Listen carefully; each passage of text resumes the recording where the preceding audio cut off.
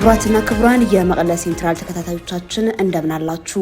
ዛሬ ሰኞ ግንቦት 3 ቀን 2018 ዓ.ም በትግራይና በአካባቢያቸው የተከሰቱ ትኩስና አበይት መረጃዎችን ይዘንላችሁ ቀርበናል። እስከ ዜናው ፍጻሜ ድረስ አብራችሁን እንድትቆዩ በአክብሮት እንጋብዛለን። በዛሬው የዜና ጥቅላችን በትግራይ ክልል አክሱም ከተማ የተሰየመውን አዲስ መንፈሳዊ ስምና ተከትሎት የመጣውን ጥብቅ ደንብ እንዲሁም በሆቴልና ቱሪዝም ዘርፍ ተሰማርተው በሚገኙ የንግዱ ማህበረሰብ አባላት ዘንድ የፈጠረውን ከፍተኛ ቅሬታ በዝርዝር እንመለከታለን። ሳልሳይ ወያነ ትግራይ የህወሓትን ወደ መንግስት የመመለስ ውጥን አጥብቆ ተቃውሟል። በተጨማሪም ታዋቂ አክቲቪስትና የትግራይ ሰላም ኃይል ወይም ሐራ መሬት አመራር ተስፋይ ንጉስ ራያ በቁጥጥር ስር መዋሉን ተከትሎ የትግራይ ተቃዋሚ ፓርቲዎችና አመራሮችና በደጋፊዎች ዘንድ የተቀሰቀሰውን ቁጣና የቀረቡ የፍትህ ይከበር ጥሪዎችን እንቃኛለን።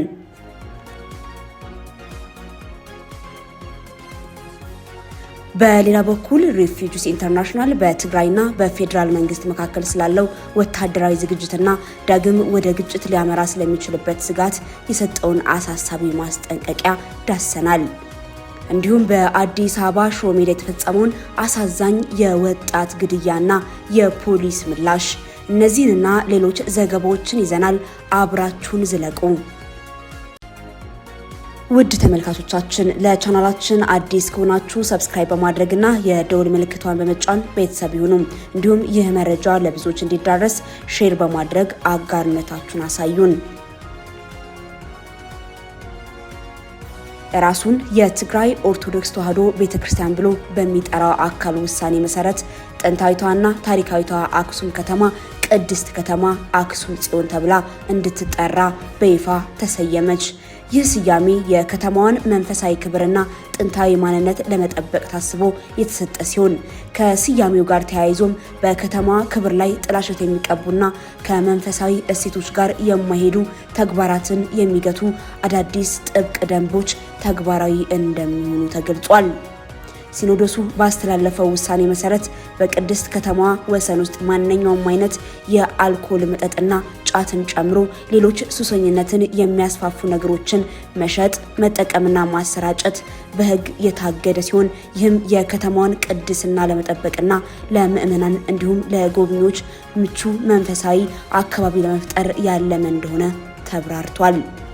እነዚህ አዳዲስ ደንቦች በከተማዋ አስተዳደርና በሚመለከታቸው የጸጥታ አካላት አማካኝነት ተግባራዊ የሚደረጉ ሲሆን ሕጉን ተላልፎ በሚገኝ ማንኛውም አካል ላይም ጠንከር ያለ እርምጃ እንደሚወሰድ ተመላክቷል። የአክሱም ከተማ ነዋሪዎችና የሃይማኖት አባቶች ይህንን ውሳኔ በደስታ የተቀበሉ ሲሆን ውሳኔው ከተማ ያላትን የዓለም አቀፍ ቅርስነት ቦታ ከማጠናከሩ ባለፈ ለትውልድ የሚተርፍ የስነ ምግባርና የማንነት መገለጫ ሆኖ እንደሚያገለግል ያላቸውን እምነት ገልጿል። ከዚህም በተጨማሪ ይህ አይነቱ የቅድስት ከተማ ጥበቃ ለሌሎች ታሪካዊና መንፈሳዊ ስፍራዎችም ተሞክሮ እንዲሆን ጥሪ የቀረበ ሲሆን የከተማዋን መንፈሳዊ ድባብ የሚመጥኑ አልባሳትና የንግግር ስርዓቶችም ትኩረት እንዲሰጣቸው በሲኖዶሱ በኩል ማሳሰቢያ ተሰጥቷል። በአሁኑ ወቅት የከተማዋ አስተዳደር አዲሱን መመሪያ ተግባራዊ ለማድረግ የሚያስችሉ የዝግጅት ስራዎችን እያጠናቀቀ ሲሆን ለነጋዴዎችና ለተቋማትም ተገቢውን የግንባታ ማስጨበጫ ስራ እንደሚሰራ ታውቋል። ውሳኔው በተለይ ከጦርነቱ በኋላ አክሱም ዳግም የማህበረሰባዊና የመንፈሳዊ ተሃድሶ ማዕከል እንድትሆን ለሚደረገው ጉዞ ትልቅ አቅም እንደሚፈጥር የቤተ ክርስቲያኗ ከፍተኛ አመራሮች ገልጿል። የአክሱም ከተማ የጽዮን ማርያም ቅድስት አክሱም ተብላ መሰየሟንና የአልኮልና ጫት እገዳ መጣኑ ተከትሎ ውሳኔው በሃይማኖታዊ መሪዎች ዘንድ ቢደገፍም በሌሎች የህብረተሰብ ክፍሎችና በንግዱ ማህበረሰብ ዘንድ ግን ጠንከር ያሉ ተቃውሞዎችና ቅሬታዎች እየተሰሙ ነው። በተለይም በከተማው የሚገኙ የሆቴልና የቱሪዝም ዘርፍ ባለቤቶች ውሳኔው በንግድ እንቅስቃሴያቸው ላይ ከፍተኛ ተጽዕኖ እንደሚያሳድር እየገለጹ ይገኛሉ።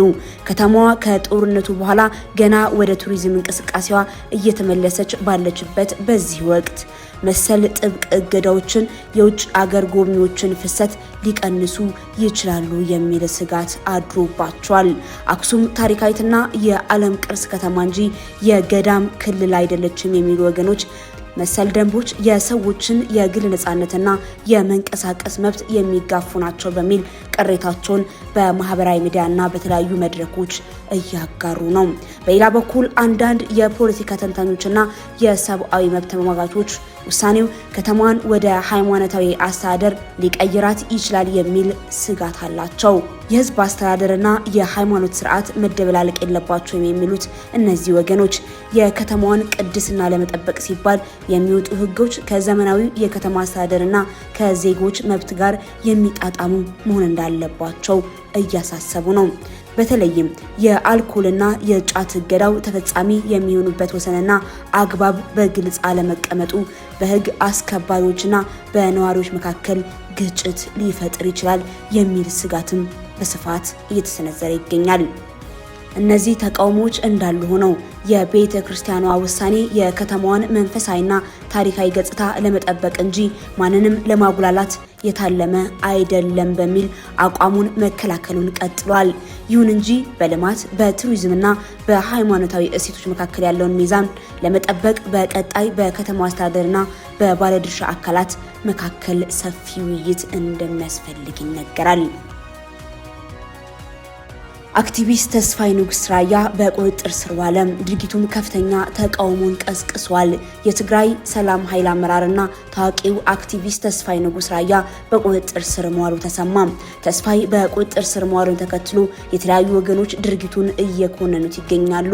እስካሁን ባለው መረጃ መሰረት ተስፋዬ ንጉስ በማንና በምን ምክንያት እንደታሰረ በይፋ የተሰጠ መግለጫ የሌለ ሲሆን የሚገኝበት ቦታም አለመታወቁ ቤተሰቦቹንና ወዳጆቹን ለከፍተኛ ስጋት ዳርገዋል። የተቃውሞ ድምጾች የተስፋዬ ንጉስን መታሰር ተከትሎ ከተለያዩ የፖለቲካ ድርጅቶችና ግለሰቦች ጠንከር ያሉ ተቃውሞዎች እየወጡ ይገኛሉ። የስምረት ከፍተኛ አመራር የሆኑት አቶ ረዳኢ ሀለፎም ባወጡት መግለጫ ሰውን ማሰር ይቻል ይሆናል፣ የሚያነሳቸውን ሀሳቦች ግን ማን ሊያስራቸው ይችላል በማለት ጠይቋል። የሀሳብ ልዩነትንና ስህተትን በውይይትና በአሰራር ከማረም ይልቅ አክቲቪስቶችን ማሰርና ማሸማቀቅ የተሻለች ነገን አይፈጥርም ሲሉም ኮንነዋል። በተመሳሳይ የውድብ ናጽነት ትግራይ ውናት ሊቀመንበር የሆኑት ደጀን መዝገበ ተስፋዬ ንጉስ ራያ በተለይ በትግራይ ጦርነት ወቅት መቀለ ተከባ በነበረችበት ጽኑ ወቅት ለህዝቡ ተስፋ የሚሰጡና የሚያነቃቁ ንግግሮችን በማድረግ የሚታወቅ መሆኑን አስታውሷል። ደጀን አክለውም የፈለገ የሐሳብ ልዩነት ቢኖር እንኳ ማን አሰረው፣ ለምን ታሰረ፣ ቤተሰቦችስ እንዲያዩት ተፈቅዷል ወይ የሚሉ ጥያቄዎች በአስቸኳይ ምላሽ ሊያገኙ እንደሚገባ አሳስበዋል። ተስፋዬ ንጉስ ለውናት ገንዘብ ሰጥቷል በሚል የሚናፈሰው ወሬም ፍጹም ሐሰት መሆኑን ደጀን ገልጿል። ሳልሳይ ወያነ ትግራይ የህወሓትን ወደ መንግስትነት የመመለስ እንቅስቃሴ አጥብቆ ተቃወመ። ሳልሳይ ወያነ ትግራይ ሳውት ዛሬ አመሻሽ ባወጣው መግለጫ ህወሓት በጉልበት ስልጣን የመቆጣጠር ተግባሩን ቀጥሏል ሲል ክስ ሰነዘረ። ፓርቲው በተለይ የተንጠለጠለውን መንግስታዊ መዋቅር ወደ ነበረበት መመለስ በሚል በህወሓት በኩል እየተደረገ ያለውን እንቅስቃሴ የአዳራሽ ተውኔት ሲል የጠራው ሲሆን ድርጊቱ ከእውነት ከህግና ከሞራል የራቀ ነው ብለዋል። ሳወት በመግለጫው እንዳመለከተው ህወሓት ላለፉት 3 አስርት ዓመታት በትግራይ ፖለቲካ ላይ የነበረውን የበላይነት አሁን ወደ ቡድን ፍላጎትና ስልጣን የመቀራመት ግብ ዝቅ አድርጎታል። ጠበንጃን ብቸኛው የፖለቲካ ጨዋታ ህግ በማድረግም ግለሰቦችንና ቡድኖችን በጉልበት ወደ ስልጣን የማውጣትና የማውረድ ተግባሩን ቀጥሏል ሲል ፓርቲው ወቅሷል። ህወሓት የህዝቡን ፍትሃዊ ጥያቄዎች እንደ ሽፋን በመጠቀም ትግራይን ወደ ከፋ መከራ እየከተታት ነው ያለው ሳወት ክልላዊ መንግስቱን የመመለስ እንቅስቃሴ በአስቸኳይ እንዲቆም ጠይቋል። የህዝቡን ብሔራዊ አንድነትና ህልውና ለማረጋገጥ እንዲሁም ዘላቂ ሰላም ለመመስረት ሁሉን አቀፍ ብሔራዊ ውይይት ወይም ናሽናል ዳያሎግ ወደ ተግባር መግባት እንዳለበት ፓርቲው አሳስቧል። ትግራይ አሁን ከገጠማት የመበታተንና የህልውና አደጋ ለመውጣት ብቸኛው መፍትሄ ሁሉንም ተጋሩ የሚወክል የሽግግር መንግስት መመስረት መሆኑን ሳልሳይ ወያኔ ትግራይ በመግለጫው በድጋሚ አረጋግጧል። ህወሓት በአቶ ጌታቸው ረዳ ጽሁፍ ላይ ጠንከር ያለ ወቀሳ ሰነዘረም። የጠቅላይ ሚኒስትር አብይ አህመድን ስም ለመገንባት የተደረገ ተግባር ነው ሲልም ከሰሰም። ህዝባዊ ወያነ ሓርነት ትግራይ ህወሓት ለዲፕሎማቲክ ማህበረሰቡ በጻፈው ደብዳቤ የቀድሞ የትግራይ ጊዜያዊ አስተዳደር ፕሬዝዳንት አቶ ጌታቸው ረዳ በቅርቡ በአፍሪካ ሪፖርት በተሰኘው መጽሔት ላይ ያሰፈሩት ጽሑፍ ሞራል የጎደለውና ከእውነት ጋር የተጣላ ነው ሲል በጽኑ መኮንኑን ድምጽ ወያነ ዘግቧል። ህወሓት ባወጣው መግለጫም አቶ ጌታቸው ረዳ ትግራይ ወደ መጥፋት አፋፍ እየተመራች ነው በሚል ርዕስ ያሰፈሩት ሀተታ የጄኖሳይድ የሞትና የውድመት ሰለባ የሆነውን የትግራይ ህዝብ የሚወቅስ ነው ብለዋል። ድርጅቱ አክሎም ይህ ተግባር በእጁ የትግራይ ህዝብ ደም ያለበትን የአብይ አህመድን ስም ለማንጻት የተደረገ ዝቅተኛ ተግባር ነው ሲል ከሷል። እንደ ድምጽ ወያነ ዘገባ ህወሓት በዚሁ ለዲፕሎማቶች በበተነው ጽሑፍ አቶ ጌታቸው ረዳን የሐሰት ፈጠራዎችን በማውራት የተዛቡ መረጃዎችን በማሰራጨት እንዲሁም ሆን ብለው የፍትህ መንገድን ለማደናቀፍ እውነትን በመደበቅ ወንጅለዋል።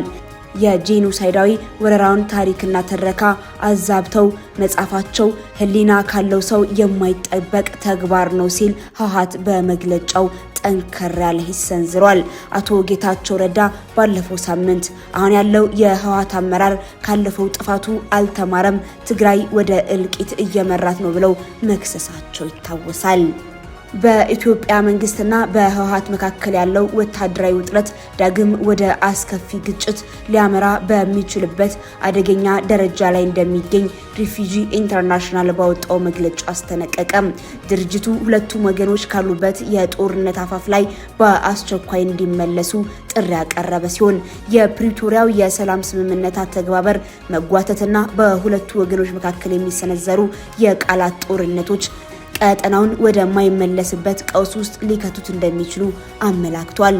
በአሁኑ ወቅት በትግራይ ክልል ውስጥ ወደ 1 ሚሊዮን የሚጠጉ ሰዎች አሁንም ከመኖሪያ ቀያቸው ተፈናቅለው የሚገኙ ሲሆን እነዚህ ወገኖች ወደ ቀድሞ አካባቢያቸው የመመለሱ ሂደት መዘግየቱ ለውጥረቱ መባባስ ዋነኛ ምክንያት ሆኗል።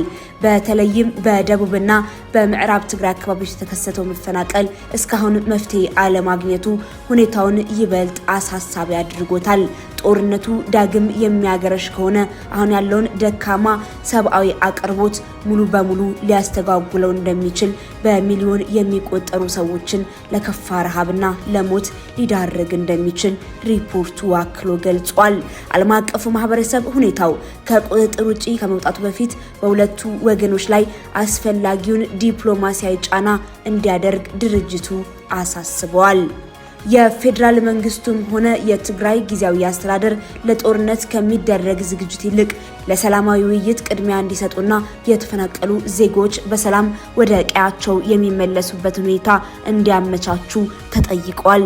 ዳግም የሚቀሰቀስ ግጭት በትግራይ ብቻ ሳይሆን በመላው የአፍሪካ ቀንድ ላይ ሊታሰብ የማይችል ሰብአዊና ፖለቲካዊ ውድመት ሊያስከትል እንደሚችል ሪፊጂስ ኢንተርናሽናል በዝርዝር አስፍሯል።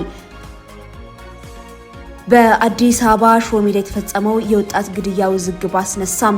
ፖሊስ ድርጊቱን ኢሰብአዊ ሲል ኮነነም። በአዲስ አበባ ከተማ ሾው ሜዳ አካባቢ ነዋሪ በነበረው ወጣት ተገኝ ባልቻ ላይ የተፈጸመው ግድያ ውዝግብን ቀስቅሷል። ትብብር ለኢትዮጵያ አንድነት ቅዳሜ ዕለት በወጣው መግለጫ ግድያውን ያወገዘ ሲሆን ድርጊቱ ስርዓታዊና በከተማዋ የሚካሄደው የኮሪደር ልማት ጋር የተያያዘ የማግለያ እርምጃ ነው ሲል ከሷል። ሟቹ መንግስት የስራ ማስኬጃ ቦታውን ሲያፈርስበት ምትክ ስጡኝ በማለቱ ብቻ በጠራራ ፀሐይ ህይወቱ እንዲቀጠፍ ተደርጓል ሲል ድርጅቱ በመግለጫው ገልጿል። በሌላ በኩል የአዲስ አበባ ፖሊስ ኮሚሽን ባወጣው መግለጫ ግድያው መፈጸሙን አረጋግጦ ድርጊቱን የፈጸመው ረዳት ሳጅን ማቴዎስ ተመስገን የተባለ የፖሊስ አባል መሆኑንና በአሁኑ ወቅት በቁጥጥር ስር ውሎ ምርመራ እየተካሄደበት መሆኑን አስታውቋል። እንደ ፖሊስ መግለጫ ከሆነ በሟቹና በፖሊሱ አባሉ መካከል ቀደም ሲል የነበረ የግል ጸብ የነበረ ሲሆን ግድያው የተፈጸመውም ሟቹ በሌላ ወንጀል ተጠርጥሮ ወደ ጣቢያ እየተወሰደ በነበረበት ወቅት ወደ ጣቢያ አልገባም በማለት በፈጠረው ግጭት ሳቢያ መሆኑን ጠቅሷል። ይሁን እንጂ ፖሊስ የሟቹ ድርጊት ተገቢ ባይሆንም የፖሊስ አባሉ የወሰደው እርምጃ ግን በፍጹም ተቀባይነት የሌለውና ኢሰብአዊ ተግባር መሆኑን አምኗል። ድርጊቱ የፖሊስ ተቋምን ተልዕኮና መርህ የሚቃረን እንጂ መላውን የፖሊስ ኃይል የማይወክል መሆኑንም ኮሚሽኑ አጽንኦት ሰጥቷል።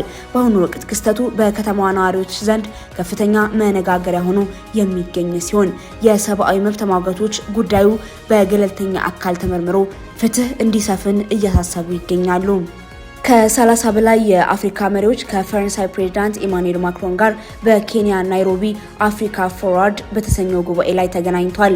ይህ ጉባኤ ፈረንሳይ በታሪኳ በእንግሊዝኛ ተናጋሪ ሀገር ስታዘጋጅ የመጀመሪያ ሲሆን ይህም ፈረንሳይ በቀድሞ ቀኝ ግዛቶቿ ወይም በፍራንኮፎን አገራት ዘንድ እየቀነሰ የመጣውን ተጽዕኖን ለማካካስና አዲስ የንግድ አጋርነትን ለመመስረት የምታደርገው ጥረት አካል መሆኑን ተገልጿል። ፕሬዝዳንት ማክሮን ከኬንያው ፕሬዝዳንት ዊሊያም ሩቶ ጋር በነበራቸው ውይይት አፍሪካና አውሮፓ በቴክኖሎጂና በሰው ሰራሽ አሰልጣጭ ወይም ኤአይ ዘርፍ በዩናይትድ ስቴትስና በቻይና ላይ ያላቸውን ጥገኝነት ለመቀነስና ስልታዊ ሉዓላዊነታቸውን ለማረጋገጥ በጋራ መስራት እንዳለባቸው ገልጿል።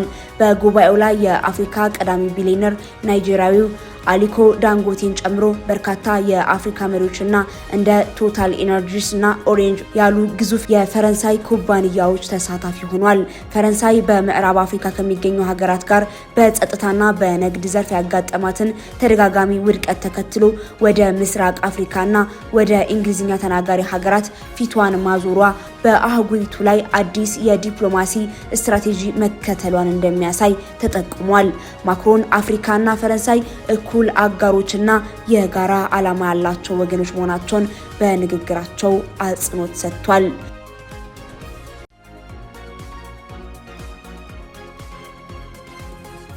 ውድ አድማጭ ተመልካቾቻችን ለዛሬ ያዘጋጀንላችሁ አበይት መረጃዎች እነዚህ ነበሩ። ወቅታዊ የትግራይና የቀጠናው ጉዳዮች ላይ ያላችሁን አስተያየት በኮሜንት መስጫው ላይ እንድታጋሩን እንጋብዛለን። የምናቀርባቸው መረጃዎች በፍጥነት እንዲደርሷችሁ የዩቲዩብ ቻናላችንን ሰብስክራይብ ማድረጋችሁንና የዶል ምልክት መጫናችሁን አትርሱ። እንዲሁም በቴሌግራም በፌስቡክ ገጾቻችን ቤተሰብ በመሆን ትኩስ መረጃዎችን በየሰዓቱ መከታተል ትችላላችሁ። ስላዳመጣችሁን እናመሰግናለን። ቸርን ሰንብት።